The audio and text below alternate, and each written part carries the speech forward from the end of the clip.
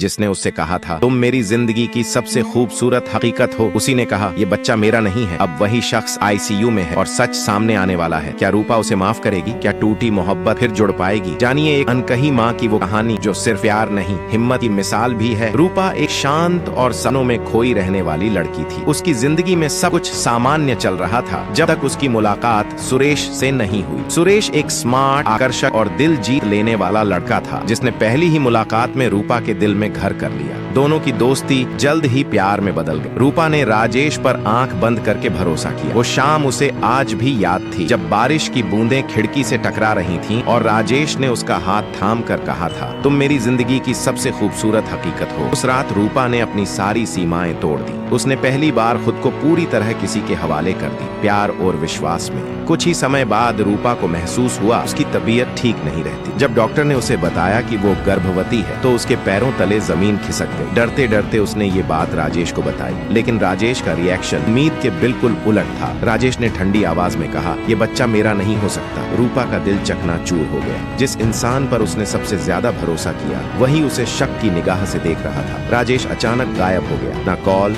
ना मैसेज, ना कोई जवाब। दिन, हफ्ते और महीने बीतते गए। रूपा अकेले ही इस अपनी जान से प्यारी हो चुकी जिंदगी को संभाल रही थी। गर्भ के साथ उसका आत्मविश्वास भी बढ़ रहा था। उसने ठान लिया कि वो इस बच्चे को जन्म देगी और अकेले ही पालेगी। एक दिन जब रूपा अस्पताल में अल्ट्रासाउंड के लिए गई, एक अनजान महिला ने उसे रोककर कहा तुम राजेश की दोस्त हो ना? वो आईसीयू में है, एक्सीडेंट हो गया है। रूपा का दिल कांप उठा। वो दौड़ी अस्पताल पहुंची। आईसीयू में राजेश अचेत पड़ा था। डॉक्टर ने बताया कि उसे सिर में गहरी चोट लगी है और शायद उसकी याददाश्त कुछ समय के लिए चली गई है। कुछ घंटों बाद राजेश को होश आया। उसकी नजर जैसे ही रूपा पर पड़ी वो फूट फूट कर रो पड़ा। मैंने तुम्हारे साथ बहुत गलत किया, लेकिन उस दिन के बाद सब कुछ बदल गया। मुझे किसी ने फंसाया था, किसी ने झूठी कहानी सुनाई थी कि तुम मुझे धोखा दे रही हो। सच्चाई धीरे धीरे सामने आने लगी। राजेश का एक पुराने दोस्त ने उसे जानबूझकर भड़काया था क्योंकि वो खुद रूपा को पसंद करता था। रूपा ने राजेश को माफ कर दिया, लेकिन इस बार शर्तों के साथ। अगर तुम इस बच्चे को अपनाने के लिए तैयार हो तो हमारी नया जिंदगी फिर से शुरू कर सकती है। राजेश ने उसका हाथ थामकर जवाब दिया अब ये जिंदगी कभी अधूरी नहीं होगी। वीडियो पसंद आए तो लाइक करें, सब्सक्राइब करना न भूलें और कमेंट में जरूर लिखें जय श्री राम।